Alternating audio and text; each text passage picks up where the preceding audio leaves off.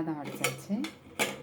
அந்த மீன் குழம்பு இன்றைக்கி கத்திரிக்காய் போட்டு மீன் குழம்பு வச்சுருக்கேன் நான். இது எப்படின்னா உங்களுக்கு மீன் குழம்பு நான் நார்மலாக கூட்டி கொதிக்கும் போது கத்திரிக்காவை 4 நாளாக அரிஞ்சு உப்பு தண்ணியில் போட்டுட்டு கடாயை வச்சு எண்ணெய் கொஞ்சம் ஊற்றி நல்லா வதக்கிட்டு நல்லா கொதிக்குதா பாருங்கள். நல்லா முழுசாக இருக்கும். நம்ம அப்படியே வதக்கி வச்சு போடக்கூடாது. இந்த மாதிரி தனியாக வதக்கி எண்ணெயில் வதக்கி போட்டிங்கன்னா நல்லாயிருக்கும்.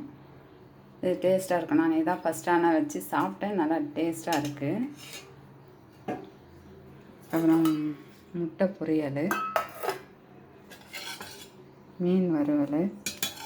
என் தம்பிக்கு அந்த குழம்பு கொதிச்சு பாருங்க, எண்ணெய் கத்திரிக்காய் குழம்பு அதை எடுத்து வச்சுட்டேன். அப்பளம் பொரிச்சு வச்சுருக்கிறேன், மாம்பழம் வச்சுருக்கேன். அவ்வளோதான் இன்னையோட சமையல். எங்களுக்கு பிடிச்சிருந்ததுன்னா லைக் பண்ணுங்கள், ஷேர் பண்ணுங்கள், சப்ஸ்கிரைப் பண்ணுங்கள். தேங்க்யூ.